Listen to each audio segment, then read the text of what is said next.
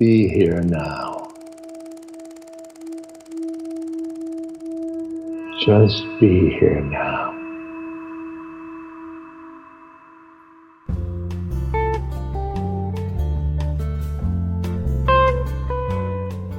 Welcome to Dale Borglum's Healing at the Edge. We are very happy to share with you Dale's profound insight and open heart. Please go to BeHereNowNetwork.com/Dale to support this podcast. Preparing for a conscious death.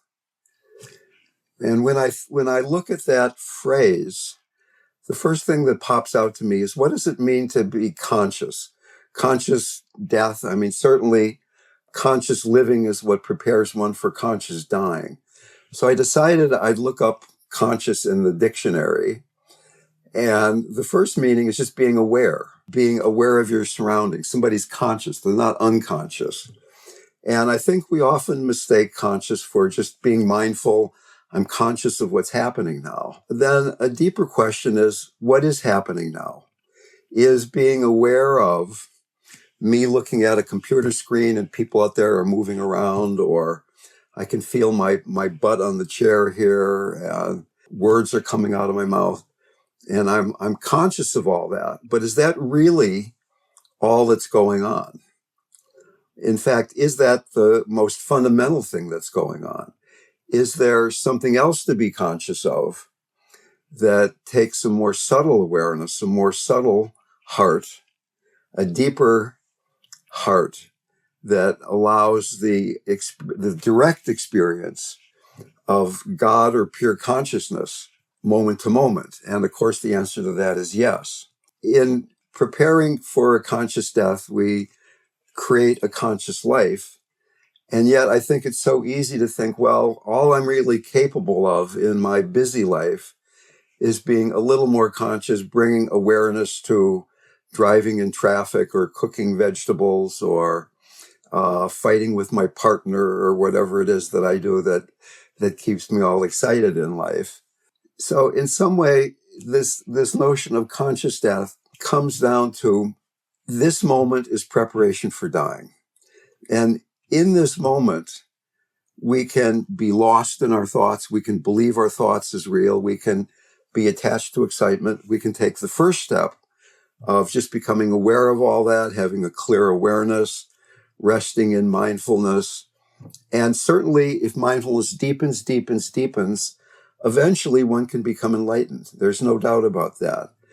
But I think in this post-pandemic or almost post-pandemic time that we're living in, that it is possible to look more deeply, to not just be mindful of shape and form and sound and perception, but to begin to get directly in touch with the nature of things. Can my heart be open enough that I can begin to directly experience God wherever I look? I was reading some quotes lying in bed last night I have a book called Stories of the Mahasiddhas or something like that, of these drawings and stories about these great Tibetan masters of long, long ago. They talk about, yes, there is this reality, but there's another reality where these deities are actually dancing around, that life is really imbued with this sacred reality that we very rarely ever see because we're so fixated on the grosser form. Now, maybe not everybody in this room believes in deities dancing around, and it doesn't have to be deities that you can paint pictures of. But I would guess that pretty much everybody here has had experiences at one time or another where you saw beyond the obvious, where you felt beyond the obvious, where something was revealed,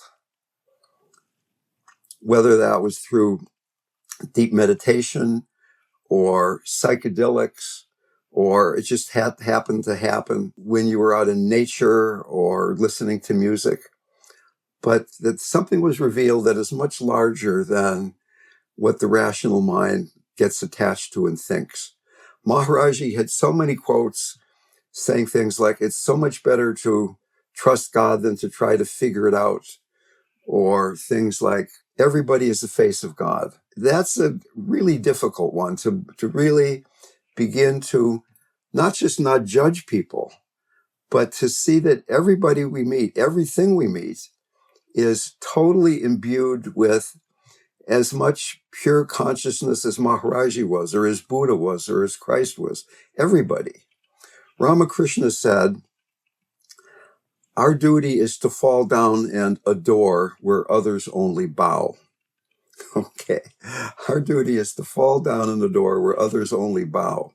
Many contemplative traditions say very clearly that the minutes following physical death are the most auspicious time in an extended lifetime in which to see your true nature, in which to be, to realize that you are enlightened already.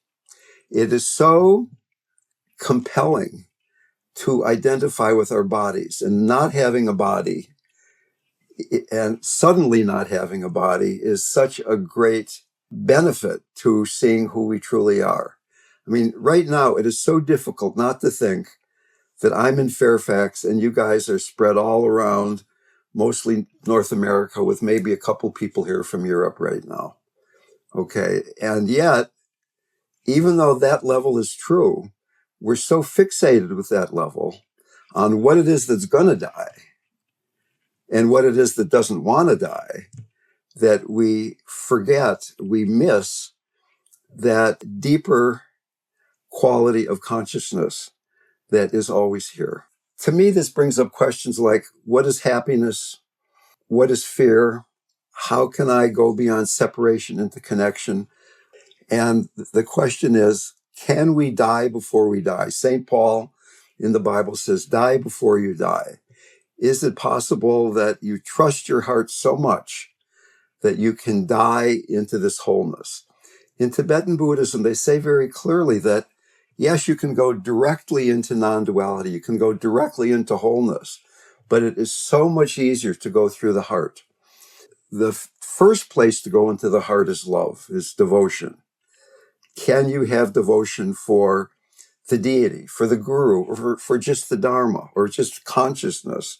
And once you can begin to open the heart, then the next and harder practice is compassion, to keep the heart open, even though people around us are suffering and dying, and we're suffering and dying too. Can we keep our heart open when we see that so many people are lost in suffering? So what I'm working around here is that there is this path to healing. And I think it's easy to think, it's easy to think that we start at the beginning and it's a long, long, difficult path, that we have shame and we have guilt. You know who I'm talking about. We have fear. We have all these things. And that I've been in therapy. I've been in body work. I've been meditating for years, if not decades. And still I'm neurotic. Still, it's only seldom that I really feel my heart open enough that I feel joy in the context of what it is that's going on here. Several teachers have said our duty in life is to experience the suffering of the world directly and experience it with joy. That's really a tall order. But what I'm saying is that if we really know we're going to die, if we are motivated, then it's possible to look at these beginning stages, be in them, and at the same time, just use that as a springboard into opening your heart so deeply that the tantric reality, that it is divine, that everybody is divine, no matter how weird they happen to be, how weird they're presenting in the moment, how out of balance the world seems to be financially or environmentally or politically or economically or whatever it might happen to be. In spite of all that, there is this reality that is just radiant, that is this book I was reading about the Maha Siddhas in Tibet, the introduction, the guy was saying, Can you see life as an audio visual spectacular instead of just seeing pictures and sounds? That we really see the remarkable nature of things. And I don't think that's very far away. I don't think it's something that we have to do tons of practice, that it really takes just getting fed up with the way things are and saying, I'm going to drill into that place in my heart until that is revealed. I want to die well. I want to live well. I want to be connected to that which is. How alive are you willing to be? And the trick is fully experiencing even what you don't like, because we get so busy trying to grasp what we do like and get rid of what we don't like instead of fully devouring everything as it's coming. Even this moment, especially this moment and this one. So to the extent we can rest in this, then dying will just be another moment. Dying will be another moment of dying into love. And yes, that there's a sadness that we'll be losing the people we care about. We'll be losing all of our stuff. We'll be losing our body. We'll be losing our mind. But we won't be losing this sense of pure consciousness, of profound awakeness. There are practices. We've talked about. Certainly devotion going to passion, going to devotion going to compassion, going to tantra, going to non-duality. We can explore Dzogchen or Advaita Vedanta as a way of understanding this non-duality, for sure. There are libraries of books. I've got shelves of them in my house, upstairs and downstairs, of books about non-duality and how that's true. And I believe most of these books completely. But yet I get so entranced with reality, with the light show. I remember I was with my son a few weeks ago. We were down in Los Angeles looking at colleges, and we were going into some big shopping mall right next to University of Southern California, and it said entrance. And I said, Declan, have you ever noticed that entrance is the same word as entrance? And he said, I never thought about that. So we're entranced with things. We're in this trance, but yet that's the entrance into reality. Can we begin to dissolve the trance that we're in through love, through clear awareness? The Tibetans are very big on going beyond hope and fear. And I think everybody is really on the program of, hey, it's great to go beyond fear. But going beyond hope is a harder one for many, many people. As soon as we hope that things are going to get better, it takes us out of the moment. As soon as we hope that you're going to be different to me, then in that moment, I'm not lost in love. Hope takes us out of loving this moment just irrationally, completely. Hope is rational. Hope is based on hoping that something's going to change in a direction you'd like. They even say that hopelessness precedes fearlessness, that we have to let go of hope before we can find that fearless, direct, naked meeting with reality moment to moment to moment. So right now, you're hearing my words. I'm hearing my words. You're taking them in. Maybe you're liking them. Maybe you're trying to collect them. Maybe you say, oh, he said that 18 times before. Why does he keep saying the same thing? Who knows what you're saying?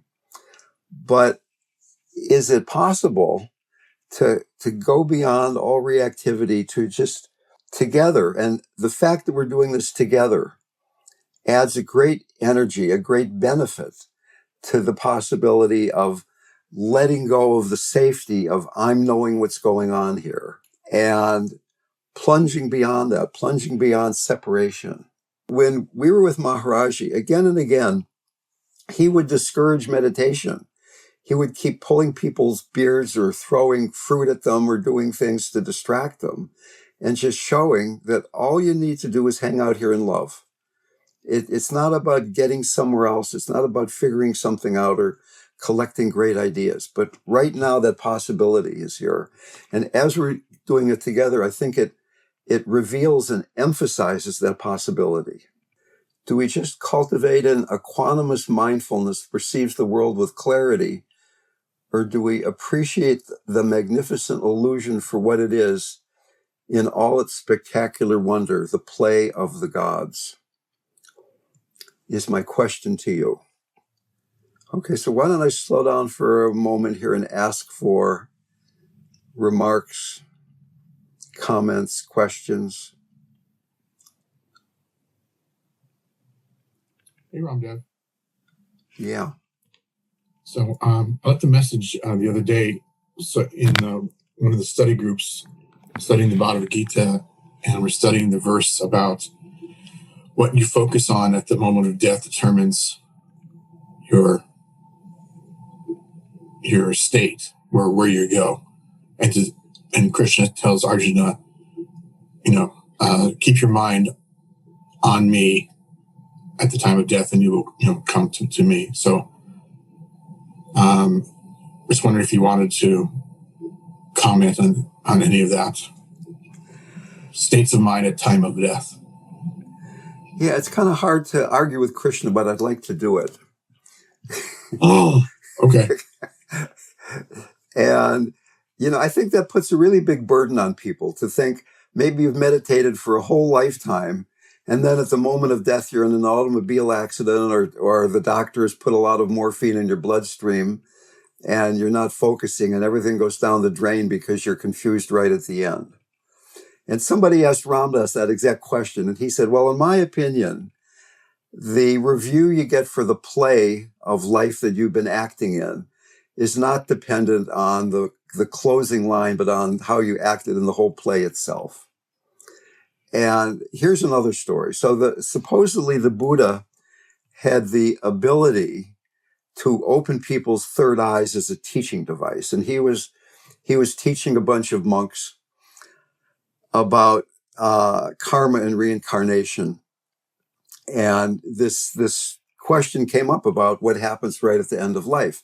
And he said, let me show you something. And he opened everybody's third eyes, and they could see a battlefield on which there was a battle going on, obviously. On the battlefield was a very angry, wrathful warrior who had killed many people. As he was in the battle, a beautiful golden deer went running in front of him, right through his field of vision. The deer was so beautiful that his heart opened up.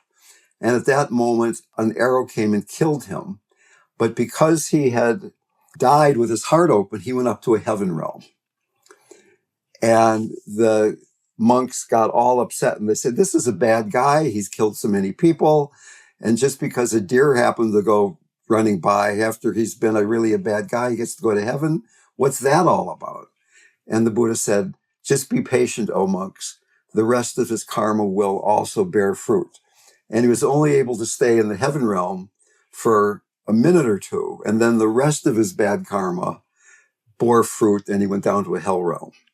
So I'm not saying that the Buddha, I guess I'm saying I kind of trust the Buddha. that even though he had this experience right at the end of his life, yes, he got to go to heaven, but it didn't really last. Basically, to me, this heaven and hell notion is something that's happening moment to moment right now.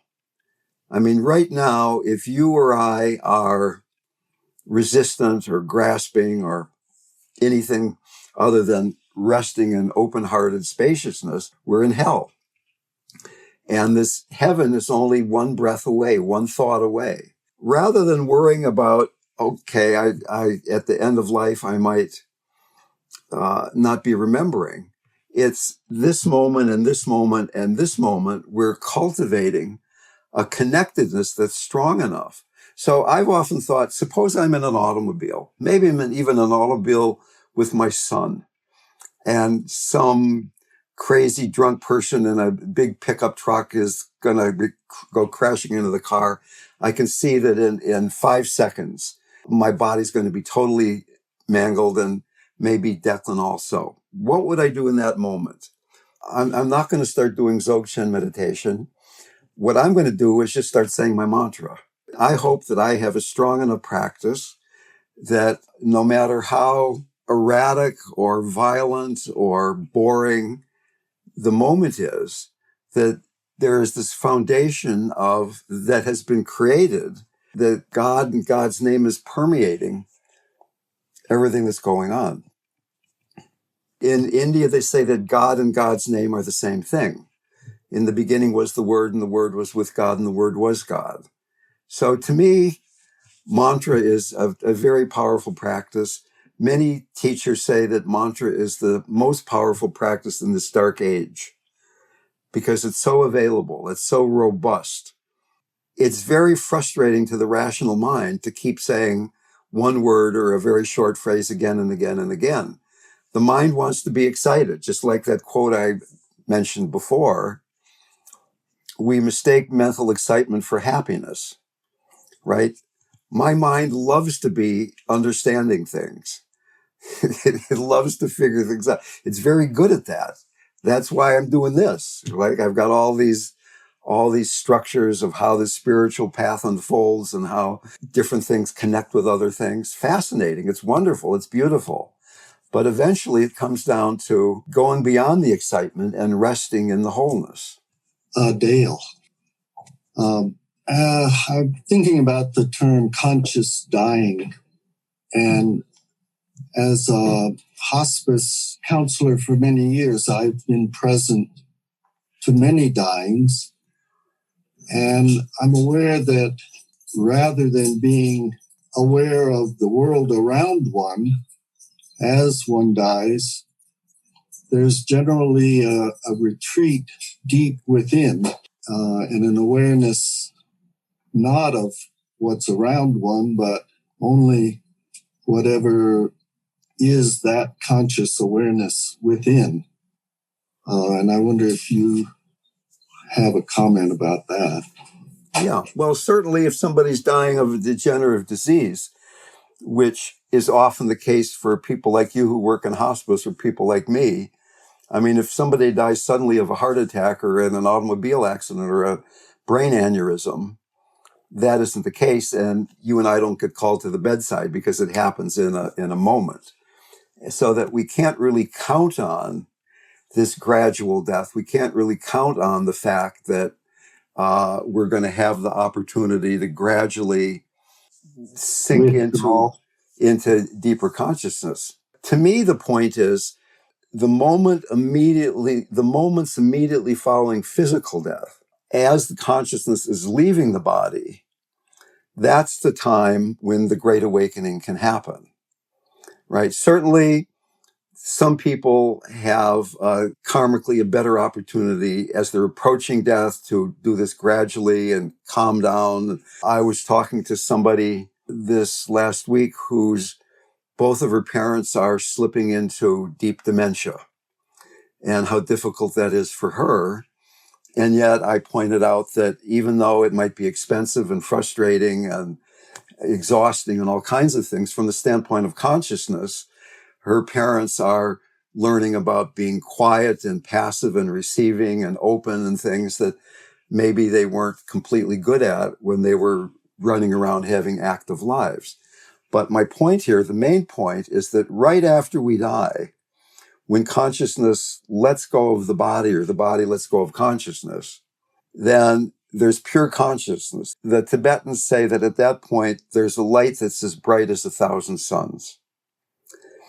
And to the extent that during your life, you have trusted dissolving into the light that is the true nature of reality, that light will feel like coming home.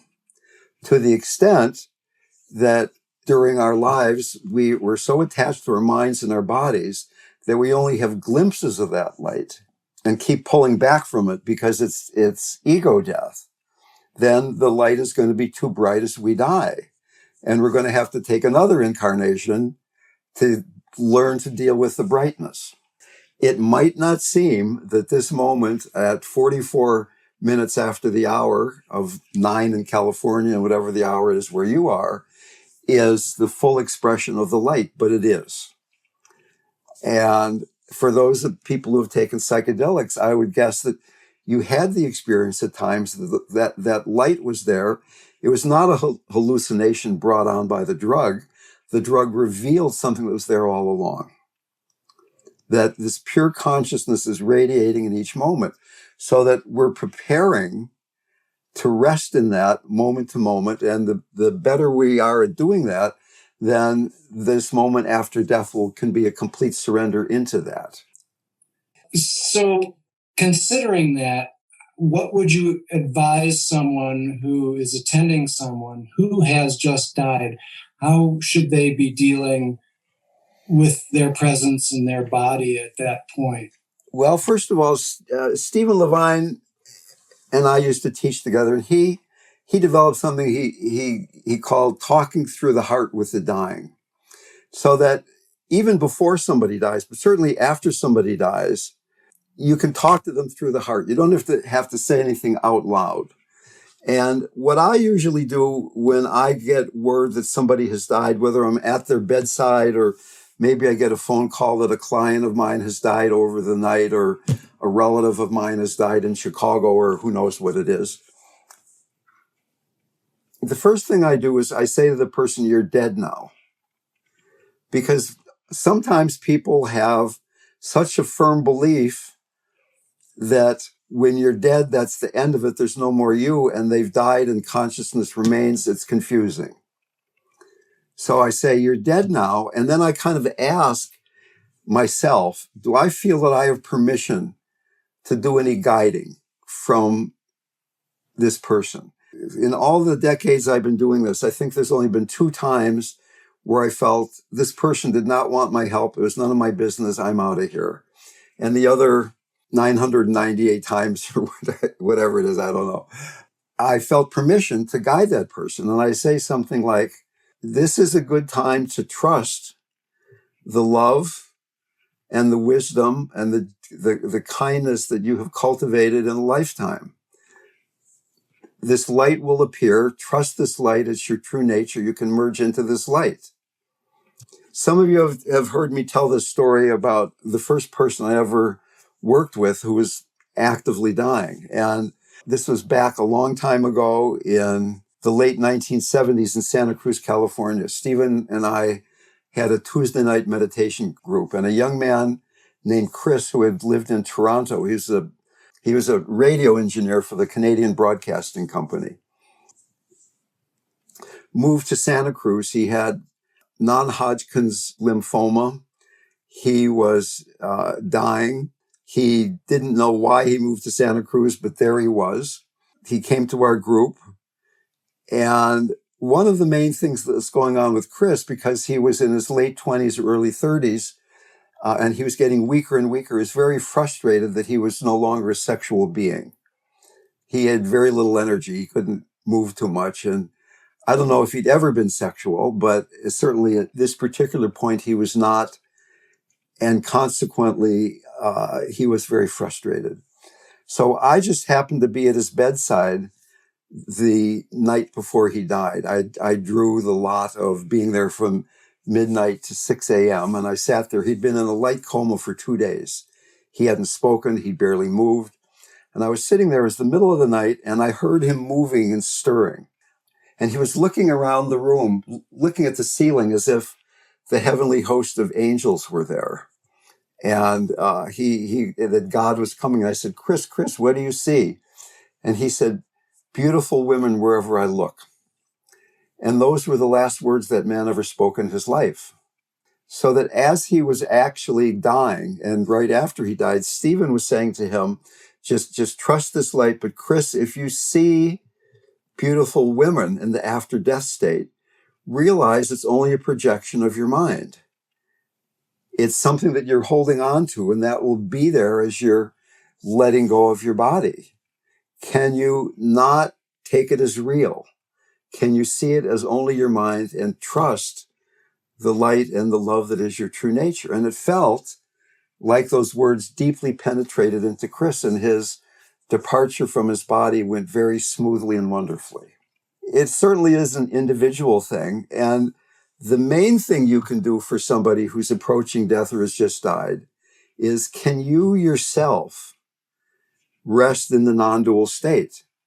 I mean, you can repeat things you read from a book or things that I say, but if you've got the mindset that I hope I'm doing the right thing, this is what Dale said, or this is what the Tibetan Book of the Dead said, or something else said, I hope I'm doing this right, but I'm really trying to do a good job here, that won't have much effect. Can you go beyond, I am doing this, and rest in that wholeness, and then pretty much no matter what you say will be the message to that person that it's safe and right to let go into not knowing, to let go into spaciousness, to let go into the nature of consciousness.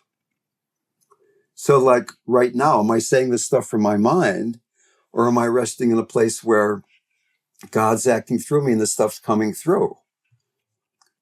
I was just thinking about my Living Dying Project client. So I was just thinking about how we had this connection, nonverbal connection on a very deep heart level. And on the surface, it was, all she wanted to do was leave her body. Right. She had no interest in practice.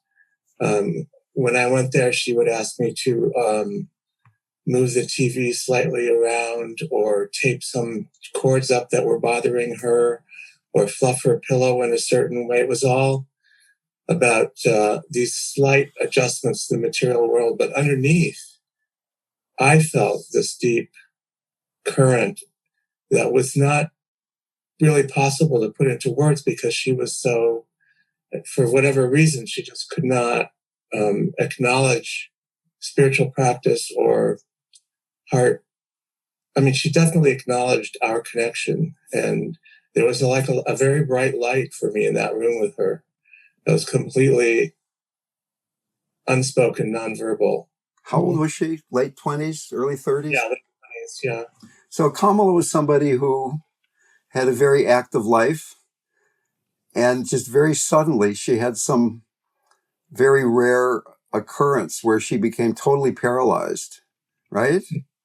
About lower body, upper body, but lower body totally paralyzed, could not move her legs or hips, and was in a nursing home, had to be taken care of in a nursing home. So she was in this nursing home with people that were 3 times her age, and people were, so she didn't have any relationship with anybody there. She was very frustrated. She wanted to get out of her body. A couple times she tried to stop eating as a way of dying and couldn't pull it off. But eventually she was able to get out.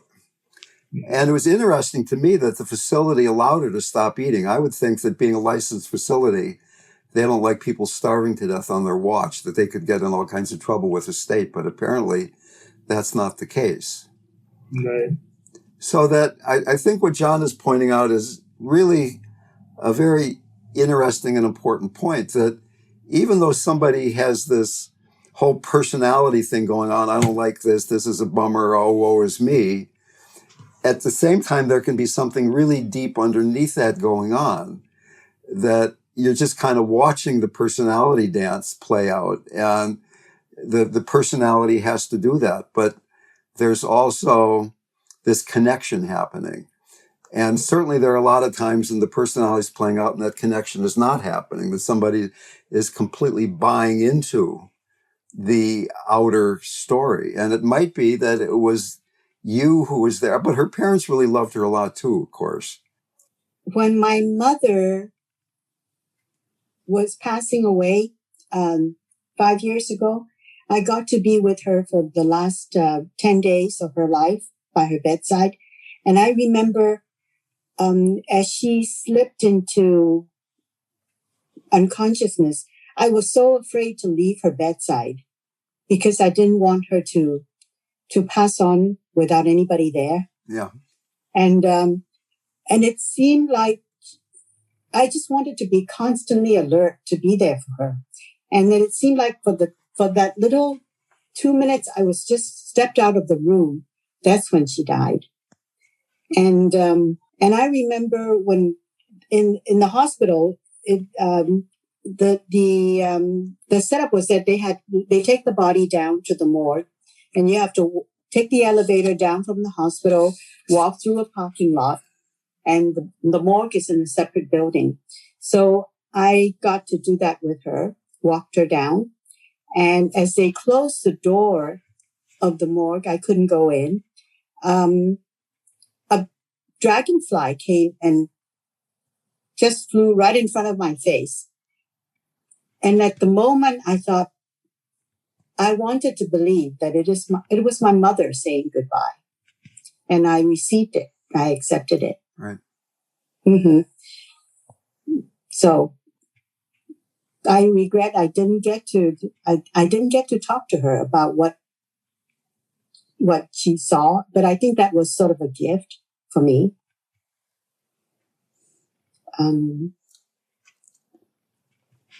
Thank you. That's it. Mm-hmm. So a lot of people like to die alone. Dying is a very impersonal rather than a personal process. My father snuck out alone. And when I ran the dying center, there were people that it seemed like it was time for them to die and they didn't die and they didn't die. And I said, look, if you want to die alone, I'll leave the room for 20 minutes and then I'll come back, and they would die in the 20 minutes I'd leave the room. And so I would suggest, without any judgment here, that your work would be to be aware of, you were afraid that you weren't going to be there. That fear was separating you from your mother in a certain way. That trusting you've got to go get a cup of tea. You've got to go to the bathroom. You've got to go get food once in a while. She knows you're there. She knows you love her. And she's going to decide when she wants to get out of there. Right? And to the extent that you can just keep surrendering into, okay, I'm not in charge of this. She's not in charge of this. God's in charge of this, or whoever's in charge of this. Then it gives the patient much more permission to go beyond the personal. And that, probably there is no deeper bond than between a mother and a daughter in the whole world, right? It's understandable that you felt the way you did. At the same time, this training that we're talking about in our lives, our spiritual practice, is to trust in a deeper way the unfolding of life and death.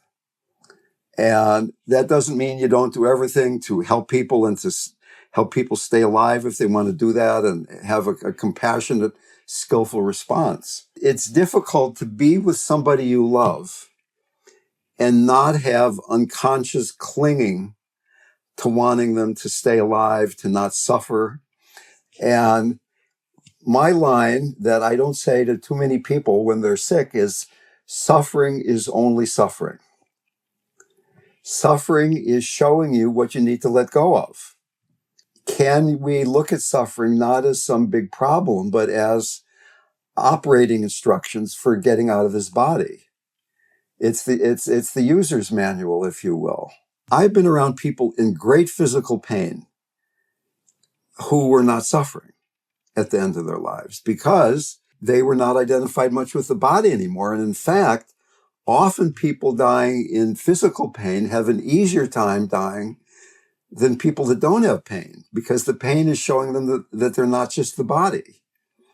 Whereas other symptomology like nausea, where you don't want to throw up all over the bed all the time, make it harder to let go of the body. You keep being drawn back to the body not to make a mess or something. Some very great saints have said that there's a certain time for everybody to die. Here's a story about Maharaji where he told this devotee of his, KK Shah, to jump out of a boat in the middle of the Ganges. Some places the Ganges River is so wide it's almost like a lake. It's like it's a half mile across or something. Mile across maybe, I don't know. Really big there by Benares. And KK said, I can't jump out of the boat because I don't know how to swim, I'll die. And Maharaji says, jump out of the boat. And KK says, Maharaji, I'm afraid I'm going to die. And he said, jump out of the boat. And KK jumped out of the boat. And unbeknownst to him, the water is so dirty, muddy, that they were over a sandbar and the water only came up to his waist or his chest or something. And then Maharaji pointed down the river. There's a big, huge, high bridge, so high that if you jumped off of it, you'd die. And he said, KK, if you jumped off of that bridge and it was not your time to die, you wouldn't die. There's a time for each person to die. And if we know that, can that help us relax?